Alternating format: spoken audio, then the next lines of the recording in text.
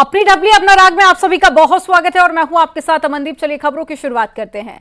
दिवाली से पहले योगी मंत्रिमंडल का विस्तार करने की तैयारी की जा रही है। मंत्रिमंडल विस्तार में पिछड़ों को तवज्जो मिलेगी और ओपी राजभर और साथ ही दारा सिंह चौहान के अलावा ओबीसी समाज के मंत्री शामिल हो सकते हैं। हालांकि योगी मंत्रिमंडल में अभी भी सबसे ज्यादा मंत्री ओबीसी समाज के हैं। मंत्रिमंडल में 52 में से 22 मंत्री ओबीसी समाज के हैं। सूत्रों की माने तो मंत्रिमंडल विस्तार में बड़े फेरबदल नहीं होंगे और ना ही बड़ी संख्या में नई एंट्री होगी। 7 से 8 को सीएम योगी एमपी के दौरे पर रहेंगे और उसके बाद में ऐसे में 9 नवंबर से लेकर 10 तक योगी मंत्रिमंडल का विस्तार किया जा सकता है।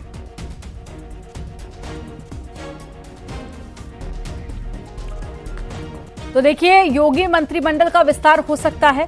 ओबीसी नेताओं पर बीजेपी का विशेष फोकस इस वक्त देखा जा रहा है और जल्द ही योगी मंत्रिमंडल का विस्तार होगा, जिसमें यह माना जा रहा है कि पिछड़ों को तवज्जो मिल सकती है। हालांकि अगर अभी बात की जाए पूरे समीकरण की तो सबसे ज्यादा जो मंत्री हैं कैबिनेट में वो ओबीसी से ही आते हैं और ऐसे में अब जब नया विस्तार किया जाना है तो इसको लेकर भी चर्चा है कि ज्यादा फेरबदल नहीं होंगे, लेकिन कुछ और ओबीसी के नेताओं को इसमें शामिल किया जा सकता है।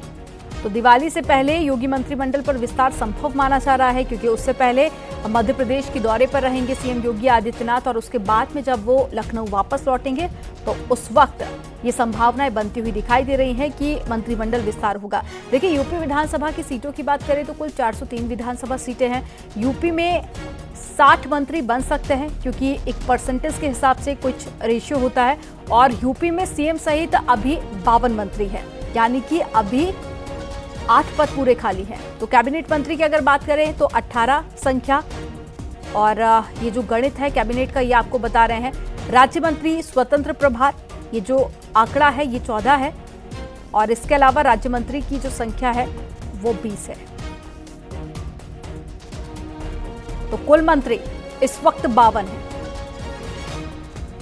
स्वर्ण की बात करें तो 22 मंत्री ऐसे हैं जो कि स्वर्ण से आते हैं और इसके अलावा ओबीसी वर्ग की अगर बात करें तो 22 मंत्री इसमें से ओबीसी वर्ग से हैं। साथ ही दलित की बात करें तो दलित वर्ग से 8 मंत्री आते हैं और इसके अलावा आदिवासी समाज से 1 मंत्री है। तो देखिए, ये पूरा समीकरण आपको बता रहे हैं अभी कितने मंत्री हैं, कौन कौन से वर्ग से आते हैं और अब जब विस्तार होने की बात सामने आ रही है तो ऐसे में माना जा रहा है ओबीसी वर्ग को साधा जा सकता है। और ज्यादा जानकारी के साथ में संकेत मिश्रा जुड़ गए हैं। संकेत का रुख कर लेते हैं। संकेत, मंत्रिमंडल को लेकर विस्तार की जानकारी मिल रही है और जानकारी ये भी सामने आ रही है कि ओबीसी वर्ग को साधने के लिए कुछ और ओबीसी नेताओं को शामिल किया जा सकता है। क्या नाम पर कुछ मोहर लगती हुई नजर आ रही है कि वो कौन कौन से नेता होंगे जो कि कैबिनेट में शामिल किए जा सकते हैं? देखिए, योगी मंत्रिमंडल का जो विस्तार है उसको लोकसभा चुनाव की तैयारियों के नजरिए से देखना चाहिए। दरअसल लोकसभा चुनाव से पहले ये कोशिश है कि सियासी समीकरण, जाति समीकरण इस हिसाब से फिट किए जाएं कि भारतीय जनता पार्टी को लोकसभा चुनाव में फायदा हो। यही वो वजह है कि दिवाली से पहले योगी मंत्रिमंडल का विस्तार हो सकता है और उसमें दारा सिंह चौहान, ओम प्रकाश राजभर इनको मंत्री बनाया जा सकता है। दरअसल भारतीय जनता पार्टी जिस तरीके से काम कर रही है, बीजेपी की रणनीति है कि ओबीसी को तवज्जो दी जाए और योगी मंत्रिमंडल में भी एक बड़ी संख्या ओबीसी मंत्रियों की है। 22 मंत्री ओबीसी हैं 52 में। तो ऐसे में ओबीसी का प्रतिनिधित्व ज्यादा रहेगा और यही वो वजह है कि दो के नाम चर्चा में है। उसमें खासकर ओम प्रकाश राजभर और दारा सिंह चौहान, इनके नाम पर लगभग सैद्धांतिक सहमति हो चुकी है और मंत्रिमंडल विस्तार में जो इनके नामों की चर्चाएं हैं। वहीं अगर बात करें पूरे ओवरऑल उस पे तो लोकसभा चुनाव है, तो लोकसभा चुनाव की तैयारियों के जरिए बाकी अगर राजनीतिक पार्टियों की बात कर ले उत्तर प्रदेश में तो वो भी अपनी रणनीति बनाने में जुटी हुई है। हालांकि अब ये देखना काफी ज्यादा दिलचस्प हो जाता है कि बीजेपी को कितना फायदा होगा। जानकारी साझा करने के लिए बहुत शुक्रिया आपका। सीएम योगी तेलंगाना विधानसभा चुनाव में चुनाव प्रचार करते हुए आपको नजर आएंगे। पार्टी ने बीजेपी के स्टार प्रचारकों की लिस्ट जारी कर दी है और आपको बता दें कि चुनावी राज्यों में सीएम योगी की काफी डिमांड है। यही वजह है कि सीएम योगी मध्य प्रदेश, छत्तीसगढ़, इसके अलावा तेलंगाना के चुनावों के रण में हुंकार भर रहे हैं। इससे पहले छत्तीसगढ़ गए थे, उसके बाद में देखिए मध्य प्रदेश का भी दौरा है और उसके बाद में तेलंगाना का चुनावी रण में हुंकार भरते हुए भी आपको सीएम योगी आदित्यनाथ नजर आएंगे।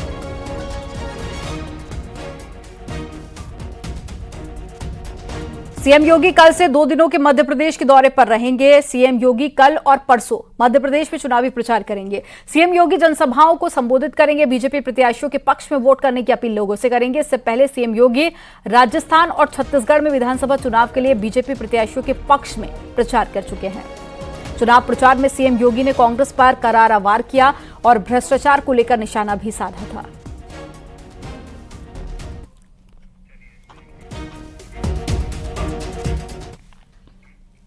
रवि वर्मा की कांग्रेस ज्वाइनिंग पर कांग्रेस प्रदेश अध्यक्ष की प्रतिक्रिया सामने आई है। अजय राय ने कहा है कि रवि वर्मा के वरिष्ठ नेता होने के बावजूद उन्हें सपा में सम्मान और प्यार नहीं मिला। समाजवादी पार्टी में नेताओं का सम्मान नहीं है, तो ये बड़ी बात अजय राय की तरफ से कही गई। ये लोग वरिष्ठ नेतागण हैं, इनको सम्मान प्यार और जो लगातार जिनका परिवार जनता की सेवा कर रहा है, ये 10 बार के सांसद इनके पिताजी और ये लोग हैं, पूरा परिवार समाज के लिए समर्पित है, 4-4 बार सांसद रहे, ये सम्मान और प्यार इनको चाहिए। जो इन्होंने आरोप लगाया कि हमारी बात नहीं सुनी जाती और ऐसे लोगों को बैठाया जाता है, ये सब लोग आज किन्हीं न किन्हीं 25 जिन्होंने 25 साल दिया, अपना 2 दशक से ज्यादा समय दिया किसी पार्टी को, वो छोड़ रहे हैं, तो इसका मतलब मन में कितना दुख तकलीफ होगा तब छोड़ रहे हैं। तो आज ये मेरे साथ आए, हम सब लोग स्वागत करते हैं, अभिनंदन करते हैं और कांग्रेस पार्टी में आए, कांग्रेस पार्टी का कुनबा बढ़ रहा है, साथ आ रहा है, हम सबका स्वागत और अभिनंदन करते हैं। नहीं, हम लोग सेंधमारी नहीं करते, हम लोग दिल जीत के लाते हैं, दिल से दिल मिलाकर हम लोगों के साथ आ रहे हैं। अब मैं समझता हूं कि ये एक बहुत ताकतवर लोग हैं, इनके आने से हमारे उधर के पूरे जो सेंट्रल यूपी की राजनीति है, पूरे प्रदेश की राजनीति, पूर्वांचल की राजनीति, हर जगह इसका प्रभाव पड़ेगा। मैं जिस विधानसभा से आता हूं, मेरे यहां पर पटेल सबसे ज्यादा वोट हैं मेरी विधानसभा में, जहां से मैं 5 बार विधायक रहा, तो निश्चित तौर से इनका असर पूरे उत्तर प्रदेश में और पूरे हर कोने कोने पे इनका असर पड़ेगा। मध्य प्रदेश के अशोकनगर में मायावती ने प्रचार के दौरान चुनावी रैली की। इस दौरान कांग्रेस पर जमकर निशाना साधा। मायावती ने कांग्रेस को पिछड़ा और दलित विरोधी बताया। मायावती ने कहा कि जब कांग्रेस की सरकार होती है तब इन्हें जातीय जनगणना की याद नहीं आती।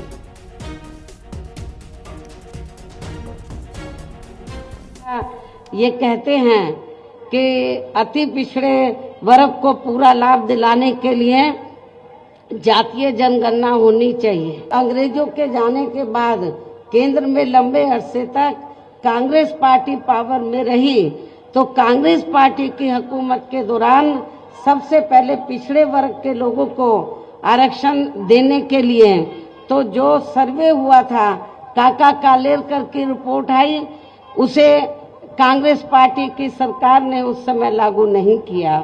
उसके बाद मंडल कमीशन की रिपोर्ट आई, उसे कांग्रेस पार्टी की सरकार ने लागू नहीं किया।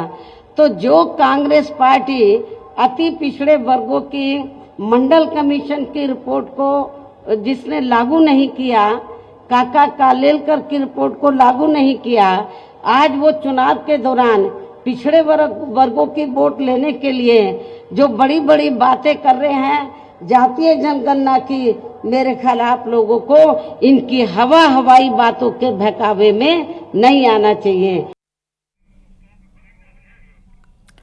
रामपुर में जोहर ट्रस्ट की जमीन खाली करने को लेकर जारी नोटिस पर समाजवादी पार्टी ने सफाई दी है। समाजवादी पार्टी का कहना है कि सपा दफ्तर जोहर ट्रस्ट की जमीन पर नहीं है। जिला अध्यक्ष वीरेंद्र गोयल ने यह बयान जारी किया। पार्टी का कहना है कि नोटिस वाली जमीन से समाजवादी पार्टी का कोई भी लेना देना नहीं है। आपको बता दें कि राज्य सरकार ने नियमों का उल्लंघन करने के आरोपों के बाद भी जोहर ट्रस्ट से जमीन वापस ले ली है और जमीन खाली करने के निर्देश दिए हैं।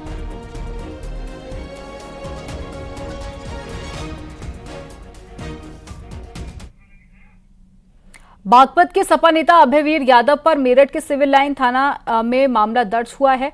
हॉर्स फायरिंग करने और साथ ही हथियार प्रदर्शन करने पर मेरठ पुलिस ने उनके खिलाफ मामला दर्ज किया। आपको बता दें कि एसपी नेता ने दशहरा पर हथियार पूजन करने के बाद में लाइसेंसी राइफल से हॉर्स फायरिंग करने का वीडियो सोशल मीडिया पर अपलोड किया था। न्यूज 18 इस खबर को प्रमुखता से दिखाया गया, जिसके बाद में हरकत में आई मेरठ पुलिस ने इसको लेकर मामला दर्ज किया। आपको बता दें कि सपा नेता अभयवीर यादव बागपत के पिलाना ब्लॉक से ब्लॉक प्रमुख का चुनाव लड़ रहे थे, जिसमें वो हार गए थे।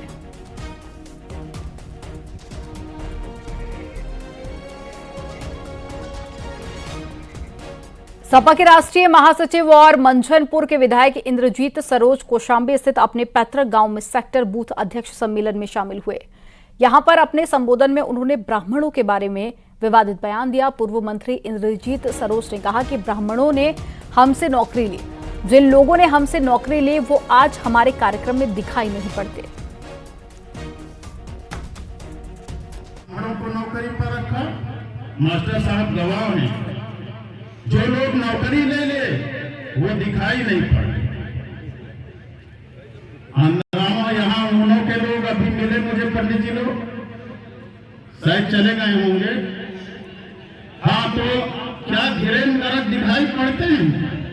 उन्होंने नौकरी लिया ना हमसे, धीरेन्द्र गर्ग ने हमसे नौकरी लिया। कौशांबी के लोग श्री केशव प्रधान है, क्या बच्चे। लखनऊ में व्यापारी नेता विनोद पंजाबी पर एफआईआर दर्ज की गई है। उनके ऊपर लेवाना ग्रुप के दूसरे होटल की सील तोड़कर निर्माण कराने का आरोप लगा। एलडीए ने इसको लेकर बिल्डर पर मुकदमा दर्ज किया। आपको बता दें कि आग लगने के बाद में एलडीए ने लेवाना के एक होटल को सील किया था। आरोप है कि हजरतगंज के लेवाना होटल की दूसरी सील बिल्डिंग में तोड़फोड़ कर शोरूम बनाने की तैयारी थी। आपको बता दें कि 5 सितंबर 2022 को लेवाना होटल में भीषण आग लगी थी, जिसमें 4 लोगों की जलकर मौत हो गई थी, जिसके बाद में प्रशासन ने बिल्डिंग को सील कर दिया था। ग्रुप के एक दूसरे होटल में बिना लेआउट को तरमीम कराए, चेंज कराए रिनोवेशन का काम चल रहा था। इसके बाद एलडीए की टीम ने इस पूरे लेवाना होटल को सील कर दिया है।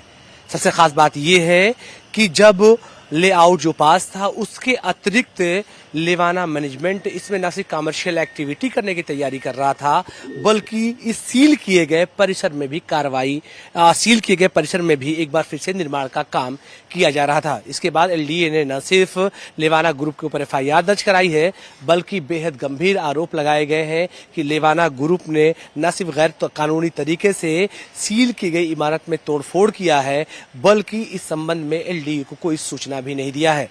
तो इससे पहले जिस तरह से लेवाना ग्रुप का पहला होटल था जिसमें भीषण आग लगी थी, आग लगने के बाद लेवाना ग्रुप आरोपों के घेरे में आया था, ऐसे ही राजधानी लखनऊ का जो पॉश इलाका है हजरतगंज, वहां पर जो उनका दूसरा होटल था, बिना किसी अनुमति के इस होटल में रेनोवेशन का काम कराया जा रहा था। एल्विश मामले में नोएडा पुलिस और वन प्रशासन एक्टिव मोड में नजर आ रही है। केंद्रीय और राज्य वन विभाग की टीमें मिलकर जांच कर रही हैं। दूसरे राज्यों से जुड़े तार की केंद्रीय टीम जांच कर रही है।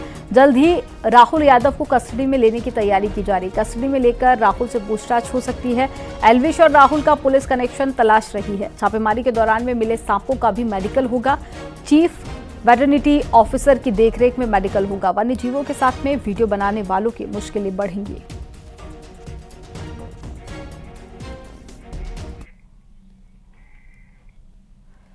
ज्योति मौर्य और उनके पति आलोक मौर्य के विवाद में फंसे होमगार्ड कमांडेंट मनीष दुबे की मुश्किलें थमने का नाम नहीं ले रही हैं। अब उनकी नौकरी खतरे में पड़ गई है। मनीष दुबे को सस्पेंड करने की तैयारी चल रही है। दरअसल डीजी होमगार्ड की रिपोर्ट पर मंत्री धर्मवीर प्रजापति ने भी दुबे पर कार्रवाई की सिफारिश की है। सस्पेंड करने और विभागीय जांच की सिफारिश की गई है। प्रमुख सचिव होमगार्ड को कार्रवाई करने का आदेश दिया गया है। आपको बता दें कि आलोक मौर्य ने आरोप लगाया था कि मनीष दुबे की उसकी पत्नी के साथ में रिश्ते भी हैं, और इतना ही नहीं, आलोक मौर्य ने अपनी पत्नी और मनीष दुबे पर हत्या की साजिश रचने का भी आरोप लगाया था। इस पूरे मामले में ज्योति मौर्य ने भी आलोक के खिलाफ धूमनगंज थाने में एफआईआर दर्ज कराई थी। उसे वापस लिए जाने को लेकर दोनों के बीच में बातचीत चल रही है। पति पत्नी के बीच विवाद में महोबा में तैनात मनीष दुबे बुरी तरह से फंस गए हैं और जल्द ही सस्पेंशन और विभागीय जांच की कार्रवाई भी हो सकती है।